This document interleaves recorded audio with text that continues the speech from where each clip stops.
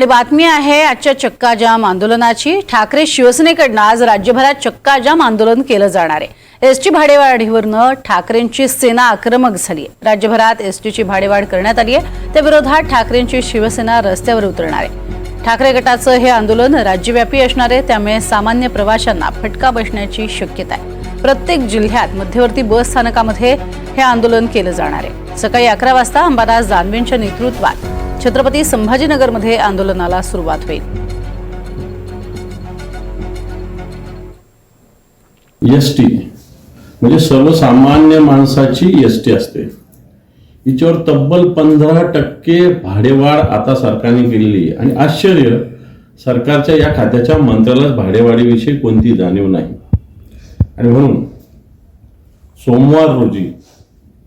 सोमवारी सकाळी 11 वाजता मराठवाड्यातल्या सगळ्या तालुका जेवढे बसस्थानक आहे या ठिकाणी शिवसेनेनं सकाळी 11 वाजता भाडेवाढीविरुद्ध चक्का जाम आंदोलन ठेवलेलं आहे। जनतेनं आणि शिवसैनिकांनी मोठ्या संख्येने या आंदोलनास उपस्थित राहावं आणि या सरकारला भाडेवाढ मागे घेण्यासाठी भाग पाडण्याची भूमिका आपण सगळ्यांनी मिळून घेतली पाहिजे।